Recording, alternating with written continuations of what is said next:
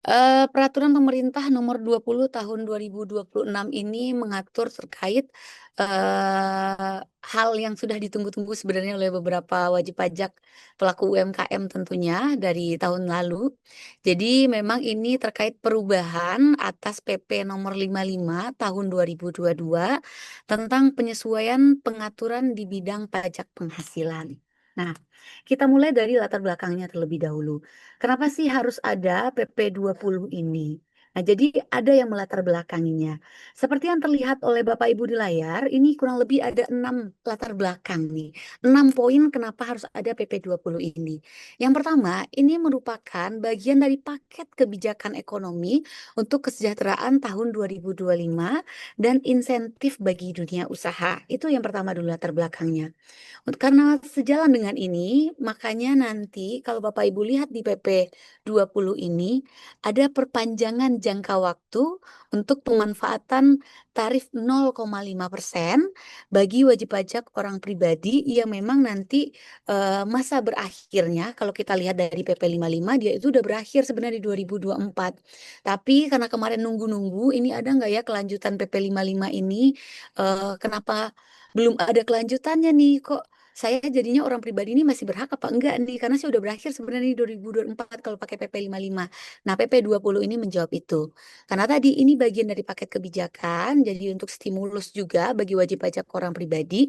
Makanya eh, tarif 0,5 ini, 0,5% itu masih bisa digunakan oleh wajib pajak orang pribadi yang memang mungkin mereka sudah berakhir di tahun pajak 2024. Jadi 2025, 2026 di PP 20 itu dijelaskan sepanjang mereka masih memenuhi ketentuan omsetnya masih di bawah 4,8 miliar itu mereka masih bisa menggunakan tarif 0,5 ini sampai dengan tahun pajak 2025, 2026 itu dia masih bisa sepanjang masih memenuhi ketentuan. Lalu berikutnya Bapak Ibu pajakiners yang menjadi latar belakangnya adalah memberikan kesempatan kepada wajib pajak orang pribadi yang memenuhi kriteria, ya. Jadi sepanjang nih memenuhi kriteria. Jadi WPOP yang seharusnya masih berhak namun tidak dapat menggunakan fasilitas PPh final karena kemarin itu di PP 55 dia udah melewati jangka waktu.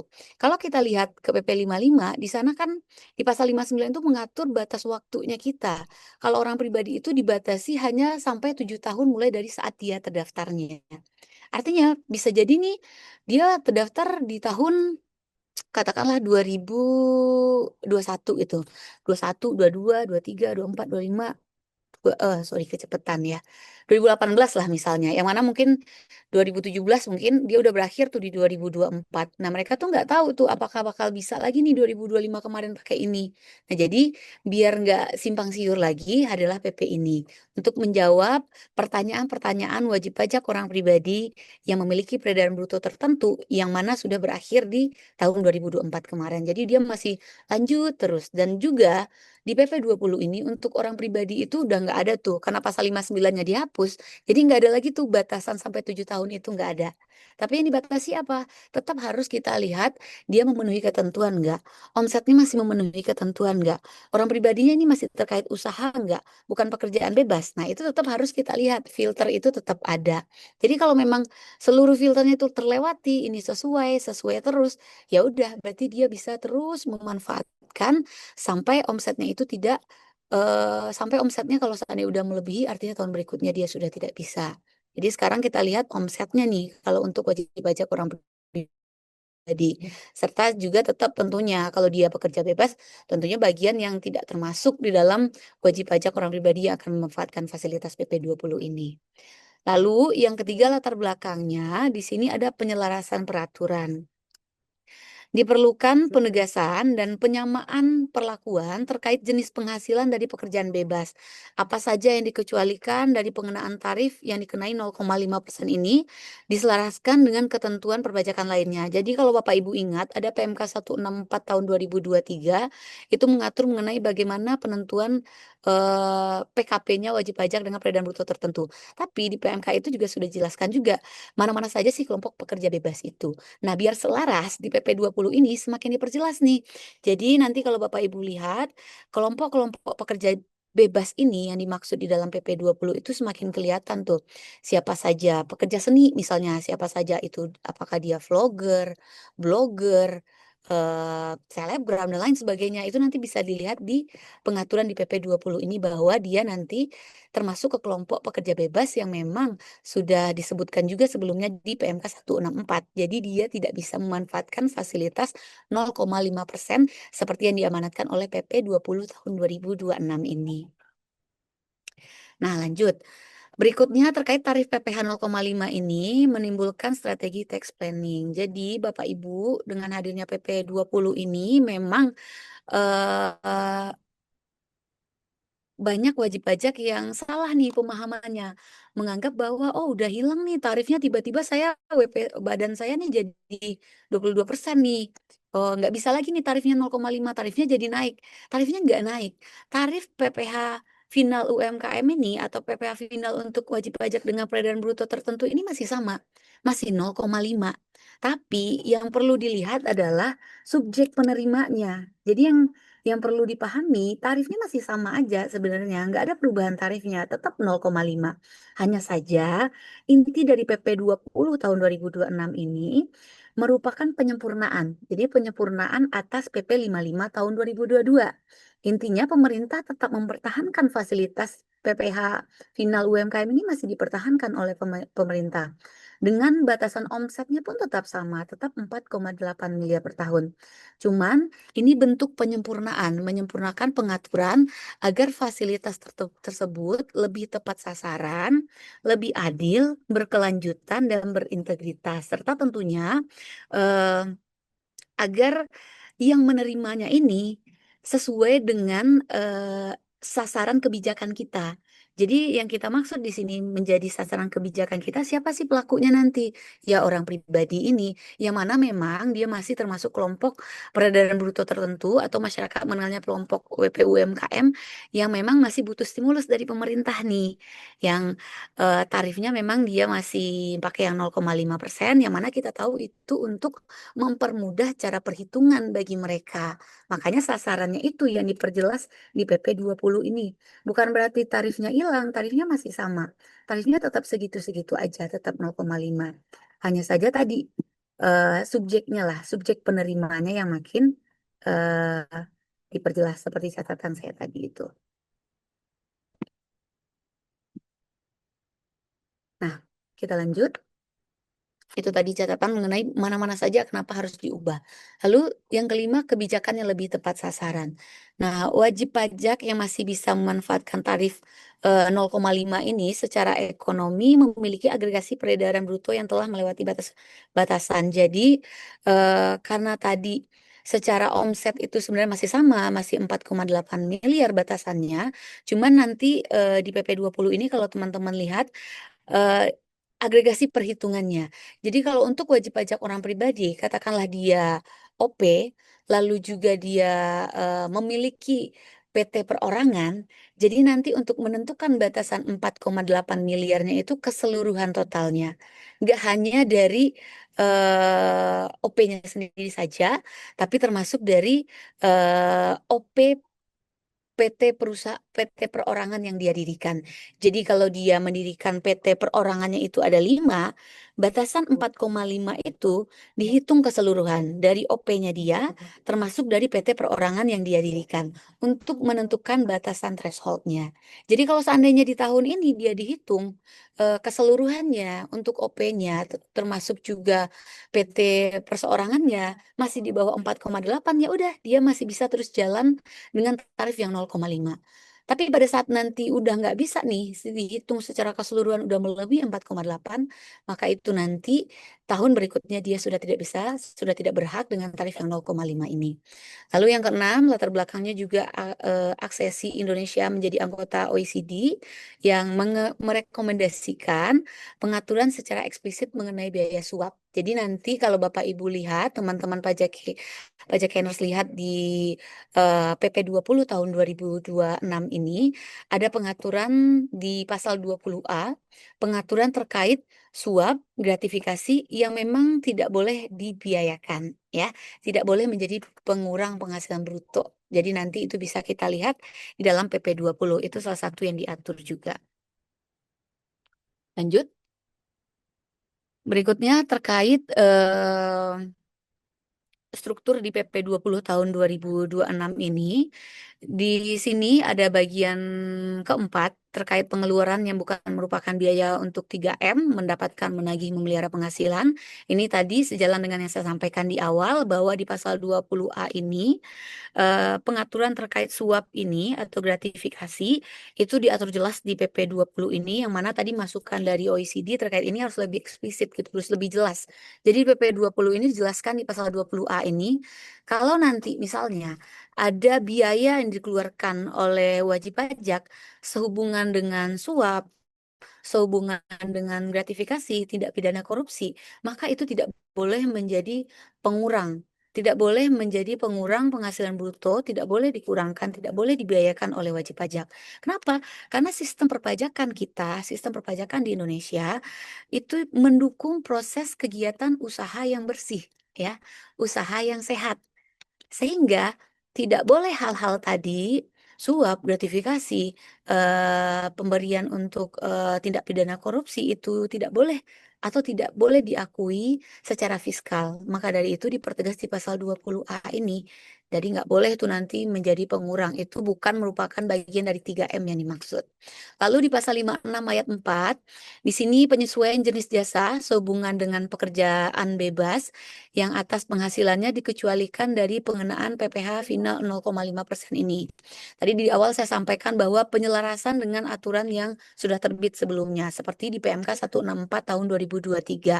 Jadi di pasal 56 ayat 4 di PP 20 ini menjelaskan, di situ dirinci tuh siapa-siapa saja pekerja bebas yang dimaksud, yang memang dia tidak bisa memanfaatkan tarif yang 0,5% ini. Jadi nanti tuh ada tambahannya kayak yang tadi saya sebutkan, vlogger, blogger, dan lain sebagainya, pekerja seni di situ dijelaskan.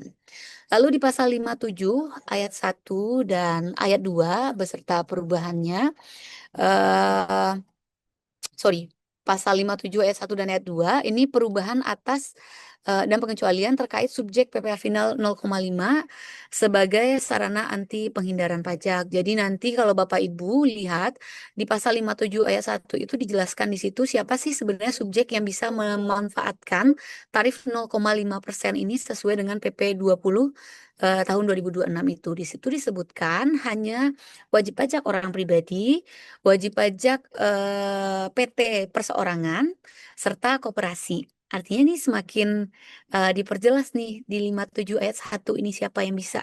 Termasuk juga di ayat 2-nya, di situ dijelaskan yang tidak, suara saya terdengar atau putus-putus? Masih terdengar ya? Di pasal 2-nya ini juga dijelaskan terkait pengecualian yang nggak bisa memanfaatkan tarif 0,5 adalah wajib pajak orang pribadi, badan berbentuk perseroan perorangan yang memang didirikan oleh wajib pajak orang pribadi yang memiliki keahlian khusus yang menyerahkan jasa yang sejenis dengan jasa sehubungan dengan pekerjaan bebas. Jadi kalau ada nih PT perorangan sehubungan dengan huruf B yang saya sebutkan tadi, maka dia juga nggak bisa tuh mendapatkan fasilitas tarif yang 0,5% ini.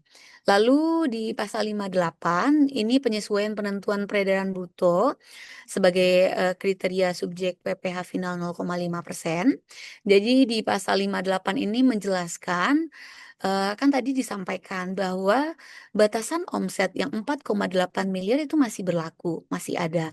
Hanya saja memang pasal 58 ini menyesuaikan peredaran bruto yang seperti apa nih? Gimana cara ngitung peredaran bruto kita sampai kita tahu ini ke 4,8 yang dimaksud apa bukan? Jadi nanti di pasal 58 ini peredaran bruto itu dihitung baik dia itu orang pribadi yang punya PT perorangan, itu dihitung keseluruhan, ataupun dia orang pribadi usahawan yang memang dia suami istri, baik dia itu menjalankan kewajiban dengan perjanjian pisah harta, maupun dia suami istri yang memang memilih untuk menjalankan hak dan kewajiban secara terpisah. Tapi untuk melihat batasannya, peredaran brutonya ini, untuk melihat batasan 4,8 ini, penentuan thresholdnya ini tetap dihitung suami istri ini maupun dia itu tadi pisah NPWP lah istilahnya, itu dia tetap dihitung secara keseluruhan. Ya, dihitung secara keseluruhan di bawah 4,8 enggak, atau udah di atas 4,8 nih dia. Kalau udah di atas ya berarti dia tahun berikutnya nggak bisa lagi nih pakai PP 20. Kurang lebih begitu pengaturan di pasal 58 ini. Lalu pasal 59 ini penghapusan jangka waktu. Jadi kalau Bapak Ibu lihat di PP 20 tahun 2026 menghapus pasal 59. Pasal 59 di PP 55 itu mengatur terkait jangka waktu. Yang mana orang pribadi itu 7 tahun, CV itu 4 tahun dan seterusnya. Tapi di PP 20 itu dihapus. Artinya karena tadi subjeknya yang akan menerima PP ini juga sudah disaring, hanya orang pribadi, PT perseorangan, lalu juga koperasi. Jadi si OP dan PT perseorangan ini aturan 7 tahunnya itu udah nggak ada lagi. Dia akan terus bisa memanfaatkan sepanjang dia tidak melebihi batasan threshold yang 4,8 M. Ya, batasan itu tetap berlaku, tapi batasan waktu itu sudah dihapuskan.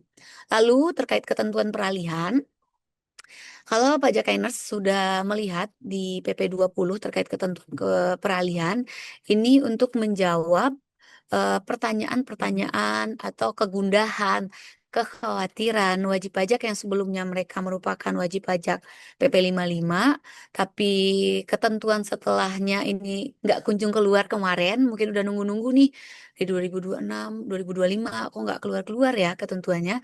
Jadi ada ketentuan peralihan untuk memberikan kepastian hukum, yang mana nanti untuk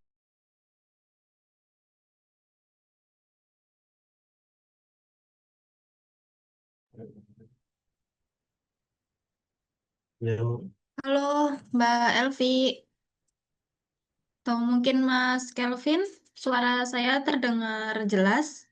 ya, terdengar jelas. Sepertinya koneksi dari Mbak Ami sedang terputus. Oke, baik. Saya izin jadi melanjutkan ya, sampai kita lihat nanti sampai bisa koneksi kembali. Nah, baiknya. Tadi Mbak Ami membahas terkait dengan struktur dari PP nomor 20 tahun 2026. Nah, di sini juga diatur ya di pasal 57 ayat 1 dan 2. Oh, materinya juga terputus. Oke, saya izin sharing kembali ya, Bapak Ibu sekalian. Izin kita share. Baik, ini saya mundurkan dulu. Kenapa? Oke, baik. Sudah tampil, Bapak Ibu. Mbak oke. Maya, mungkin sudah Ya, muncul ya? sudah tampil, sudah muncul Oke, Mas. baik, baik. Nah, ini dia. Nah, di sini juga di pasal 57 ayat 1 dan 2, di sini juga adanya perubahan dan pengecualian dari subjek PPh final 0,5%. Nah, di sini tentunya tujuan dari PP 20 tahun 2026 ini salah satunya adalah untuk mencegah praktik-praktik seperti firm splitting dan bunching, di mana firm splitting dan bunching tadi merupakan satu dari beberapa teknik yang bisa digunakan untuk melakukan tax avoidance. Nah, jadi PT-PT yang sebetulnya badan yang sebetulnya sudah lebih omsetnya dari 4,8 miliar, mereka mensiasati bagaimana ya caranya supaya tetap bisa mendapatkan fasilitas 0,5%. Maka di durasi dari PP 23 sampai dengan sekarang marak terjadi PT-PT ataupun badan-badan lainnya itu melakukan splitting. Jadi dipecah dan kemudian omsetnya dibuat jadi seminimal mungkin sehingga masih dapat memanfaatkan 0,5%. Dengan adanya PP 20 tahun 2026, maka di sini akan mempersempit dan bahkan mengeliminir dari ruang gerak untuk terjadinya tax avoidance tadi, karena menjadi tidak fair ya teman-teman ya. Di sini level of playing field-nya menjadi tidak sama antara UMKM murni yang memang genuine dengan UMKM yang buatan ataupun kita sebutnya artifisial nih. Jadi sebetulnya mereka sudah bukan UMKM, tapi nggak mau secara perpajakan naik kelas. Seperti itu. Nah, kemudian di pasal berikutnya di sini di pasal 58 di sini juga ada penyesuaian terkait dengan penentuan peredaran brutonya, di mana kita tahu bahwa fasilitas dari PP 20 ini dapat dimanfaatkan bagi Bapak Ibu, baik orang pribadi ataupun badan tertentu ya. Tadi dijelaskan Bami, koperasi dan perusahaan perseroan di sini yang memiliki threshold 4,8 miliar. Nah, nanti di dalam PP 20 tahun 2024 ini juga akan diregulasi ulang ya. Di sini kata kuncinya adalah kita akan melihat dari kapasitas ekonomi yang diterima oleh subjek pajaknya. Seperti itu. Sehingga nanti dalam penentuan 4,8 miliarnya kita akan mempertimbangkan hal-hal lain seperti misalkan penghasilan yang sifatnya final ataupun non final dan lain sebagainya. Nanti kita akan bahas bersama. Kemudian di pasal 59 terkait dengan penghapusan jangka waktu tertentu, ini juga tadi sudah diulas oleh Mbak Ami, bahwa terkait dengan penghapusan jangka waktu tertentu bagi wajib pajak orang pribadi dan PT orang pribadi ini sudah dihapus. Nah, di sini juga terlihat dasar filosofis dari PP 20 ini apa? Sebenarnya ingin melindungi orang pribadi ataupun UMKM-UMKM yang memang UMKM kecil supaya bisa mendapatkan fasilitasnya. Jadi di sini tidak dibatasi dan diberi ruang kesempatan, walaupun besar harapan dari kami juga teman-teman bisa naik kelas ke dalam tarif pasal berikutnya. Artinya usahanya sudah berkembang pesat. Dan yang terakhir adalah ketentuan peralihan. Nah, di ketentuan peralihan nanti akan dibahas bagaimana tadi saya lihat di kolom pertanyaan sudah ada pertanyaan tuh. Bagaimana Pak nanti harus pakai surat keterangan atau tidak? Bagaimana kalau surat keterangannya berakhir di tahun pajak 2024 atau 2025 dan lain sebagainya? Nah, nanti kita akan bahas di bagian ketentuan peralihan. Baik, nah ini izin kita akan masuk ke dalam. Oh, Mbak Ami sudah bergabung kembali, izin? Oke. Oh, baik. Siap. Baik. Narasumber untuk sesi ini. Oke, baik. Mbak Ami, ya monggo dilanjut, Mbak. Baik, sedikit lagi. Nah, mungkin Mas Kevin stop share aja yang itu. Oke. Baik, mohon maaf ya Bapak Ibu, karena kita sangat bergantung dengan jaringan seperti tadi di awal saya sampaikan. Jadi ternyata tadi terputus. Ini saya coba bergabung kembali, tapi kalau saya putus lagi ya udah saya kembalikan ke Mas Kelvin aja. Ya, kita lanjut ya sedikit lagi dari saya. Ini mengenai kita sudah masuk nih ke terkait bagaimana pengaturan di bagian keempat tadi di bagan yang sudah dijelaskan oleh Mas Kelvin juga. Ini terkait 3M yang mana tadi terkait suap, gratifikasi, yang mana memang kita mendapat masukan juga tadi dari OECD yang seperti di awal saya sampaikan. Ini harus sudah kelihatan jelas di aturan gitu bahwa semua yang sehubungan dengan praktik-praktik suap, gratifikasi, dan lain sebagainya yang diberikan kepada pejabat publik. Jadi di sini di PP 20 itu disebutkan pejabat publiknya tidak hanya pejabat publik dalam negeri, tapi termasuk juga pejabat publik asing. Jadi itu sifatnya non-deductibility, artinya itu tidak bisa dijadikan pengurang bagi wajib pajak. Jadi kalau nanti misalnya ada praktik-praktik seperti ini untuk suap, gratifikasi, jadi itu bukan merupakan bagian 3M-nya, bukan untuk menagih, memelihara, untuk mendapatkan bukan. Jadi itu tidak boleh dijadikan pengurang. Dan itu kan juga sudah diatur sebenarnya di Undang-Undang Tipikor kita, jadi atas tindak pidana suap itu sebagai bentuk dukungan pemerintah khususnya DJP mengenai praktik ini yang tidak boleh dilakukan, maka dari itu tentunya secara fiskal itu tidak boleh kita akui. Dan juga nanti jangan sampai oh ya udah nih pemberiannya kepada pejabat publik tapi asing kok bukan wajib pajak dalam negeri nih, bukan kepada pejabat publik dalam negeri nih pemberiannya. Itu termasuk juga. Termasuk pejabat publik asing itu tidak boleh diakui, tidak boleh dijadikan pengurang. Jadi mau itu dia pejabat publik dalam negeri, mau itu pejabat publik asing, itu diatur di PP 20 ini. Nah, kita lanjut. Kita lihat di pokok-pokok perubahan ini nanti akan diulas lebih banyak oleh Mas Kelvin mengenai pokok-pokok perubahannya ini. Jadi di slide ini memperlihatkan bagaimana kita coba sandingkan bagaimana pengaturan di PP 55 yang lampau dengan pengaturan di PP 20 2026 ini. Jadi tadi ini sebenarnya semua perubahan di PP 20 ini tadi sudah saya ulang beberapa kali di awal terkait jenis penghasilan jasa sehubungan dengan pekerjaan bebas sudah semakin diperjelas, diselaraskan dengan aturan yang sudah ada sebelumnya, serta juga perubahan di 57 ayat 1 dan 2, mana-mana saja yang nggak boleh nih mendapatkan fasilitas biar tidak terjadi penghindaran pajak. Jadi itu diatur juga. Lalu perubahan di pasal 58 ini terkait batasan peredaran brutonya dan pasal 59 yang sudah dihapus. Kalau sebelumnya itu mengenai jangka waktu 7 tahun untuk wajib pajak orang pribadi dan 4 tahun untuk PTOP. Itu dihapus, di 59 sudah tidak ada, tapi kita berdasarkan thresholdnya. Kalau thresholdnya masih oke, masih di bawah 4,8 terus omsetnya, ya udah COP sama PTOP-nya ini, PT perseorangannya ini masih bisa terus lanjut menggunakan tarif 0,5%. Ini penyesuaian jenis jasa sehubungan dengan pekerjaan bebas. Jadi nanti akan dilihat untuk jasa-jasanya ini yang mana memang mungkin belum di cover di PP 55, maka di PP 20 itu lebih jelas. Nah, ini tadi saya sampaikan di pasal 56 ayat 4 itu dijelaskan untuk jasa sehubungan dengan pekerjaan bebas yang dimaksud itu apa saja. Nah, di sini udah diperjelas nih yang merah-merah ini tidak ada di PP 55, ditambahkan di PP 20 biar lebih pasti. Jadi tadi karena semangat untuk memberikan kepastian hukum biar lebih pasti siapa sih pekerja bebas yang dimaksud, makanya muncul di sini termasuk mungkin dia nanti influencer kah, selebgram kah, blogger, vlogger, dan sejenis lainnya itu termasuk pekerjaan bebas untuk kita maknai yang ada di PP 20 tahun 2026 ini.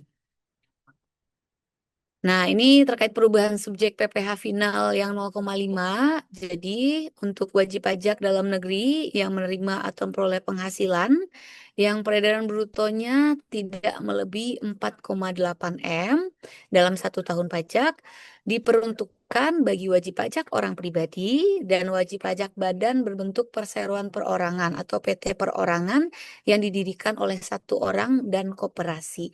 Jadi cuman ini saja yang bisa memanfaatkan PP 20 tahun 2026 ini. Kalau Bapak Ibu lihat disandingkan di sampingnya sebelah kiri di PP 55 tahun 2022 itu cukup banyak yang bisa memanfaatkan. Tapi tadi karena tujuannya untuk lebih tepat sasarannya, subjeknya ini, subjek yang menerimanya, siapa yang akan memanfaatkan PP 20 ini lebih diperjelas di PP 20 ini. Jadi nggak semuanya lagi. Jadi untuk orang pribadi, untuk badan PT perorangan, dan hanya koperasi. Mungkin itu dari saya. Nanti kita akan lebih banyak berdiskusi ditanya jawab. Akan lebih panjang lagi setelah ini dipaparkan oleh Mas Kelvin. Ruang lingkupnya seperti apa? Bagaimana batasan-batasan peredaran bruto yang tadi saya highlight di awal. Nanti diskusinya akan dilanjutkan oleh Mas Kelvin. Langsung saja saya serahkan ke Mas Kelvin. Silakan dilanjutkan. Baik, terima kasih Mami. Baik, Assalamualaikum warahmatullahi wabarakatuh. Eh, Tadi sudah muncul duluan ya, gara-gara error. Jadi kayaknya tidak perlu panjang lebar lagi Bapak Ibu untuk apa namanya perkenalannya. Perkenalkan, nama saya Kelvin. Izin untuk melanjutkan presentasi terkait dengan PP20. Saya izin melanjutkan slide dari Mbak Ani tadi. Oke, baik. Di sini Bapak Ibu kita akan coba membahas terkait dengan kalau tadi Mbak Ani menjelaskan terkait dengan subjek pajaknya, maka di sini tadi di garis bawah adalah terkait dengan badan. Ya, di sini perubahan paling radikal adalah di bagian badan, di mana badan sekarang sudah tidak menjadi subjek yang berhak mendapatkan insentif, kecuali PT, OP, atau PT perusahaan perseorangan. Nah, di sini dijelaskan juga tambahan bahwa di pasal 57 ayat 2, huruf B dan E ini juga dikecualikan. Jadi PTOP juga mendapatkan perhatian ya di sini. Tidak semua PTOP. Kita lihat aturan mainnya seperti apa. Aturan yang pertama adalah Yang dikecualikan subjek pajak bagi PPOP tertentu adalah apabila satu atau lebih PT orang pribadi dan wajib pajak orang pribadi pemiliknya dengan jumlah keseluruhan omset lebih dari 4,8 miliar. Jadi juga harus dilihat di sini PT orang pribadi dan wajib pajak orang pribadinya. Nah, ini di sini harus dicek apakah jumlah keseluruhan omsetnya lebih dari 4,8 miliar atau tidak. Ketika misalkan omset dari wajib pajak orang pribadinya 3 miliar katakan, tetapi juga memiliki PT orang pribadi, ya, di sini dengan omset katakanlah misalkan 2 miliar. Ketika dijumlahkan, diagregasi, ternyata lebih dari 4,8 miliar. Maka di sini tidak dapat menggunakan PPh final 0,5%. Kemudian yang berikutnya adalah PTOP yang dibentuk oleh wajib pajak orang pribadi yang memiliki keahlian khusus di sini, yang menyerahkan jasa yang sejenis dengan jasa sehubungan dengan pekerjaan bebas. Nah, mungkin Bapak Ibu yang sebelumnya sudah familiar ya dengan PP-PP sebelumnya seperti PP 5, bahkan mungkin mundur lagi PP 23 dan PP 46, di sini mungkin sudah menangkap maksud dari PP 20 bahwa di sini kita tidak mau menjadikan PT tersebut hanya seperti perusahaan konduit atau perusahaan cangkang saja. Hmm, di mana yang menerima substansi ya secara substansi yang menerima penghasilan sebetulnya adalah pihak-pihak orang pribadi tertentu. Jadi sebagai contoh, nah di sini kita kasih contoh. Misalkan Tuan A merupakan konsultan pajak yang menyerahkan jasa konsultasi perpajakan. Nah, kemudian atas penghasilan dari jasa sehubungan dengan pekerjaan bebas tersebut, tentunya tidak dapat dikenakan PPh final. Itu jelas ya. Karena jasa sehubungan dengan pekerjaan bebas dikecualikan dari pemanfaatan fasilitas insentif PP 20. Nah, Tuan A kemudian membuat PT orang pribadi. Karena Tuan A melihat ada peluang nih di sini. Oke, saya tidak bisa, tapi kan PT orang pribadi mungkin bisa. Nah, dibuatlah PT orang pribadi. Nah, yang memberikan jasa konsultasi perpajakan. Nah, di sini sama dengan jasa sehubungan dengan pekerjaan bebas yang diberikan oleh Tuan A. Maka di sini apakah Tuan A masih bisa mendapatkan tarif PPh final 0,5%? Di sini kita lihat berdasarkan pasal 57 ayat 2, wajib pajak badan berbentuk persekutuan komanditer atau firma yang dibentuk oleh beberapa wajib pajak orang pribadi yang memiliki keahlian khusus yang menyerahkan jasa yang sejenis dengan jasa sehubungan dengan pekerjaan bebas dikecualikan dari subjek PPh final wajib pajak dengan peredaran butuh tertentu. Maka di sini tentunya adalah tidak bisa memanfaatkan fasilitas dari PP 20 ini. Karena secara nyata sebetulnya perusahaan di sini eh, masuk ke dalam subjek pajak yang dikecualikan dalam pasal 57 ayat 2 huruf B dan E. Ini adalah salah satu muatan terbaru dari PP 20. Kemudian kita lihat, nah di sini. Di sini juga diatur terkait dengan koperasi. Karena tadi dijelaskan oleh Mami bahwa koperasi adalah termasuk badan yang masih bisa memperoleh fasilitas PP 20. Maka di sini sebetulnya secara garis besar tidak banyak perubahan. Di sini tetap diatur ya bahwa untuk koperasi wajib pajak badan sebagaimana dimaksud dalam ayat 1B yang telah melewati jangka waktu 4 tahun, maka di sini juga dikecualikan. Nah, ini tentunya kalau misalkan jangka waktu pemanfaatannya sudah mengikuti 4 tahun, berarti sudah lewat ya, sudah dari yang seharusnya, ya tentunya sudah tidak bisa mendapatkan fasilitas PP 20. Jadi sebenarnya secara prinsip tidak ada perubahan jangka waktu pemanfaatan. Untuk koperasi tetap sama, diberikan jangka waktu 4 tahun sejak wajib pajak tersebut terdaftar. Nah, kemudian ini di bagian tadi, di sini adalah terkait dengan penentuan peredaran bruto untuk kriteria subjek. Nah, di sini mengalami perubahan cukup besar. Nah, mari kita perhatikan sama-sama. Di kotak sebelumnya, di PP 55 tahun 2022, pasal 58 yang mengatur mengenai penentuan peredaran bruto untuk kriteria subjek pajak, di sini diatur bahwa besarnya peredaran bruto untuk kriteria subjek adalah sebesar peredaran bruto dari penghasilan usaha yang dikenakan PPh final 0,5%. Kata kuncinya adalah kalau dulu kita melihat threshold 4,8 miliar hanya dari usaha yang dikenakan PPh final 0,5%. Artinya misalkan kalau misalkan badan dulu memiliki perusahaan yang juga bergerak di bidang lain yang dikenakan PPh final, maka cukup dari usaha final UMKM-nya saja. Nah, tetapi di sini berubah di PP 20 tahun 2026. Di sini di pasal 58 adalah besarnya peredaran bruto untuk kriteria subjek merupakan jumlah keseluruhan peredaran bruto atas penghasilan. Yang satu, dari usaha, ini sama ya. Yang kedua, jasa sehubungan dengan pekerjaan bebas. Nah, berarti di sini dikunci bahwa penentuan untuk peredaran bruto adalah atas dari penghasilan dari usaha dan jasa. Nah, di sini termasuk jasa sehubungan dengan pekerjaan bebas, baik yang bersifat final ataupun tidak bersifat final, termasuk juga untuk penghasilan yang bersumber dari luar negeri. Kenapa? Di sini ditambahkan thresholdnya, tentunya adalah untuk mengukur kapasitas ekonomi dari masing-masing penerima insentifnya. Jadi di sini dilihat dalam kacamata yang lebih luas lagi. Apakah kira-kira masih masuk atau tidak? Seperti itu. Jadi tidak dilihat dalam skup yang sempit hanya dari usaha saja. Kalau dari usaha saja, mungkin dari penghasilan dari lainnya juga masuk. Maka di sini bisa ditambahkan untuk agregasi penentuan 4,8 miliar. Baik. Nah, di sini supaya lebih jelas, kita berikan contoh. Di sini contoh satu nih. Di sini Tuan A ada berdasarkan dari aturan sebelumnya dan aturan terbaru dari PP 20. Maka di sini Tuan A kita lihat di kolom berwarna biru di sini memperoleh penghasilan perdagangan bahan pangan dengan omset 2 miliar rupiah. Nah, di sini Tuan A memiliki usaha perdagangan. Kemudian di kolom berwarna orange ternyata selain memiliki usaha perdagangan, Tuan A juga memiliki usaha jasa konstruksi dengan omset sebesar 1 miliar rupiah. Dan yang berwarna hijau di sini, Tuan A juga memperoleh penghasilan dari pekerjaan bebas, di mana Tuan A bertindak sebagai penceramah. Jadi di sini Tuan A ada 3 jenis penghasilan. Penghasilan utamanya yang dari usaha adalah dari perdagangan, kemudian ada penghasilan sehubungan dengan jasa konstruksi, dan penghasilan dari pekerjaan bebas. Nah, kita lihat, kalau di PP 55 tahun 2022, cara penentuan thresholdnya adalah sebagai berikut. Ya, kita lihat penghasilan dari perdagangan bahan pangan tentunya akan masuk sebagai perhitungan threshold sebesar 2 miliar rupiah. Kemudian kita lihat penghasilan berikutnya terkait dengan jasa konstruksi ini tidak dimasukkan, dikecualikan. Karena di aturan sebelumnya yang masuk hanya penghasilan dari usaha sehubungan dengan usaha yang nantinya akan mendapatkan insentif. Kemudian di kotak yang berwarna hijau, penghasilan dari pekerjaan bebas ini juga dikecualikan.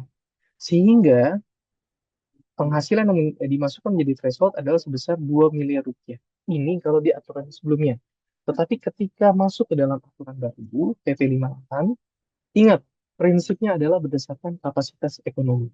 Dan kata kuncinya adalah penghasilan dari usaha dan jasa. Seperti itu. Kita lihat, di kotak berwarna biru pasti masuk. Terkait dengan perdagangan bahan pangan. Kita masukkan 2 miliar rupiah.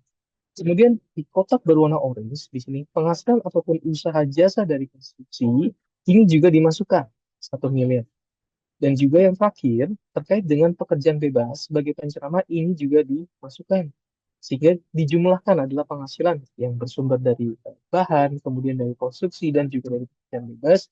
Sehingga walaupun sama-sama berhak memanfaatkan, tetapi threshold-nya di sini berbeda. Yang satu mendapatkan agregasinya adalah senilai 2 miliar rupiah, sedangkan di aturan terbarunya agregasinya adalah sebesar 4,5 miliar rupiah. Seperti itu. Kemudian kita masuk ke dalam contoh berikutnya. Nah, di sini di contoh berikutnya, konsepnya tetap sama. Jadi tuan B di sini kita lihat di penghasilan yang berwarna biru memperoleh perdagangan dari usaha perdagangan bahan pangan. Dan juga ada penghasilan dari jasa konstruksi serta pekerjaan bebas. Tetapi nilainya berbeda di sini ya dengan tuan A. Kita lihat di tuan B, di sini contohnya misalkan penghasilan dari perdagangan bahan pangan senilai 2 miliar rupiah, jasa konstruksi sebesar 2,5 miliar rupiah, dan dari pekerjaan bebas sebesar 1,5 miliar rupiah. Nah, coba kita komparasi dengan antara PP 55 dengan PP 20. Di PP 55, karena kata kuncinya adalah hanya penghasilan dari usaha, maka penghasilan dari jasa konstruksi dan pekerjaan bebasnya tidak dimasukkan.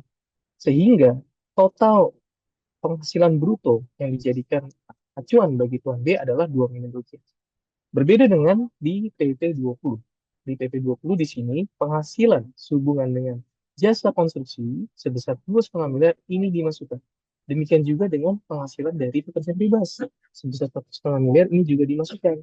Sehingga ketika dijumlah ketiga penghasilan tersebut yang berasal dari perdagangan bahan pangan, jasa konstruksi, dan pekerjaan bebas, maka total peredaran usaha, total penghasilan bruto dari Tuan B adalah sebesar 6 miliar rupiah. Baik. Kesimpulannya menjadi berbeda. Kalau masih menggunakan PP 55, Tuan B merupakan wajib pajak yang bisa memakan fasilitas 0,5, tapi di PP 20 ini, Tuan B bukan merupakan wajib pajak yang memiliki peredaran putih tentu. Nah, tentunya di sini teman-teman dari bagian regulasi mencoba memformulasikan PP 20 ini supaya lebih tepat sasaran. Ya, kita lihat kalau misalkan Tuan B di sini memiliki kapasitas ekonomi yang sebetulnya besar dibandingkan dengan Tuan A. Tetapi kalau menggunakan aturan yang lama, ternyata di sini masih bisa memanfaatkan insentif PPh 0,5%. Tetapi di regulasi pasal 20 ini coba diformulasikan ulang. Coba ditinjau lagi subjek pajaknya, apakah sudah tepat sasaran atau belum. Nah, di sini teman-teman bisa melihat bahwa dengan menggunakan aturan yang baru, pasal 20, maka ada re-regulasi dari penentuan subjek pajaknya di mana Tuan B saat ini bila menggunakan PP 20, di rezim ini Tuan B sudah tidak bisa memakan fasilitas 0,5%. Karena nilai dari thresholdnya dihitung semuanya ya, dari perdagangan bahan pangan, kemudian jasa konstruksi, dan juga pekerjaan bebas. Baik, poin berikutnya di PP 20, kita singkat aja. Di sini terkait dengan penghapusan jangka waktu tertentu bagi wajib pajak orang pribadi dan PT orang pribadi, di mana dulu diatur 7 tahun ya untuk wajib pajak orang pribadi. Sekarang untuk wajib pajak orang pribadi adalah sepanjang orang pribadi tersebut dalam 1 tahun pajak belum melampaui 4,8 miliar, maka wajib pajak orang pribadi tersebut tetap dapat memanfaatkan tarif 0,5%. Nah, di sini semangatnya teman-teman sekalian bahwa PP 20 ini memang ingin memberikan insentif 0,5% kepada subjek pajak ataupun wajib pajak yang memang lebih tepat sasaran. Di sini ketika memang orang pribadi belum naik kelas, belum masih masuk dalam kategori UMKM 4,8 miliar, maka dia akan tetap bisa memanfaatkan tarif dari PP 20 tahun 2020. Bagaimana dengan PT orang pribadi? PT orang pribadi ini, kalau dulu diatur di PP 55, paling lama adalah 4 tahun sejak akun pajak terdaftar, maka di PP nomor 20 tahun 2026 ini juga sama seperti orang pribadi. Ya, sepanjang memenuhi kriteria tadi, maka PT dari orang pribadi tersebut tidak dibatasi jangka waktunya. Tapi di sini juga tentunya semangat dari teman-teman regulasi adalah jangan sampai ya nanti dari tanpa adanya batas waktu ini mengurangi semangat teman-teman UMKM untuk bisa terus mengembangkan bisnisnya ataupun usahanya hingga bisa naik kelas. Jadi jangan ragu-ragu kalau memang sudah waktunya naik, nanti kita bisa menggunakan tarif secara umum.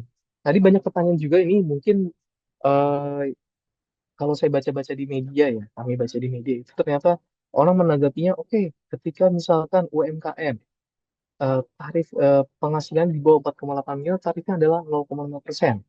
Tetapi ketika sudah lewat dari 4,8 miliar, maka dikenakan tarif pajak pasal 22%. Tarif pasal 17 sebesar 22%.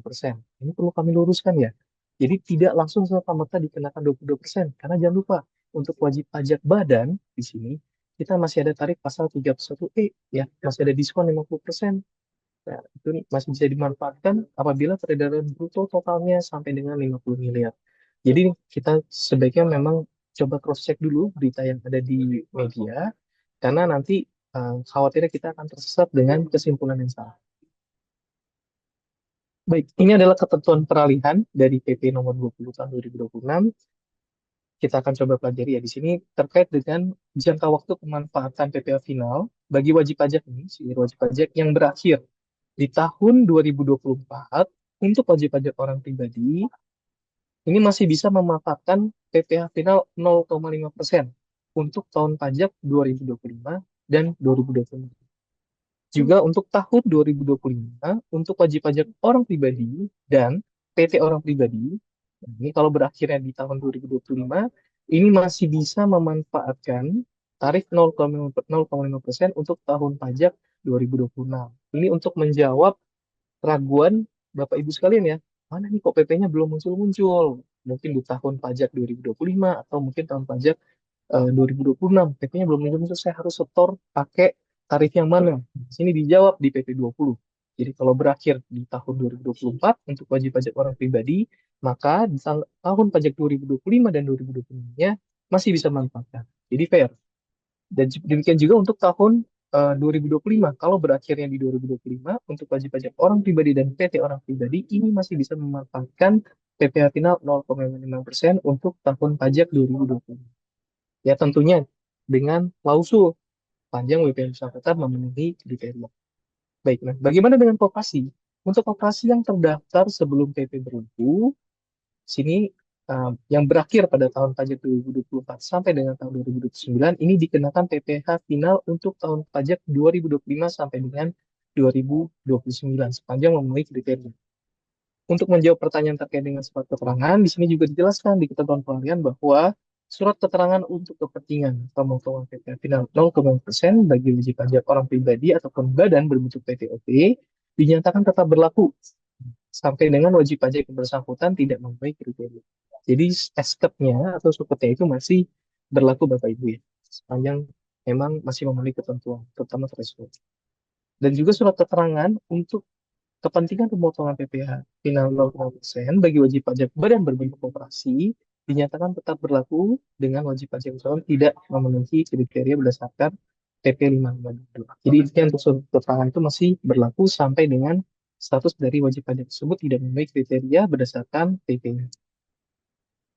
Untuk wajib pajak badan, selain PT orang pribadi dan koperasi, yang ini masih dapat menggunakan PPh final 0,5% sampai dengan jangka waktu pemanfaatan yang berakhir. Dan juga untuk wajib pajak orang pribadi ataupun PTOP berdasarkan PP baru ini yang tidak memenuhi kriteria dapat menggunakan 0,5%-nya kapan? Sampai dengan akhir tahun pajak. Artinya mulai dari tahun depan sudah menggunakan tarif pasal 17. Oke, saya bingung Pak, tadi Bapak ngomong apa? Nah, ini kita coba buatkan bagannya ya Bapak Ibu, tampilan terkait dengan ketentuan peralihannya. Nah, di sini Bapak Ibu, kita coba bagi di kolom wajib pajak, kita coba bagi menjadi 5 kolom. Di sini ada CV, firma, dan BUMDes. Kemudian ada PT selain PT orang pribadi, ada orang pribadi, PT orang pribadi, dan koperasi. Ini silakan Bapak Ibu dilihat. Di sini juga ada range tahunnya dari 2018 sampai dengan seterusnya. Nah, cara membacanya seperti ini. Contoh misalkan saya adalah CV, ya CV yang terdaftar di tahun 2023. Maka kita lihat kolom tahun 2023 CV, di situ ada kotak berwarna hijau, ya di sini ada berwarna hijau. Maka CV tersebut berhak untuk mendapatkan fasilitas 0,5% mulai dari tahun 2023, 2024 sampai dengan 31 April 2026. Cara membaca seperti itu. Kemudian contoh juga, misalkan saya membuat CV ya yang baru terdaftar di tanggal 1 sampai dengan 21 April 2026. Jadi di antara range 1 sampai 21 April 2026, maka kita bisa lihat di sini di kotak tahun peralihannya, maka CV tersebut eh, jika memenuhi ketentuan pasal 20, maka eh, yang terdaftar di sebelum April 26, maka di sini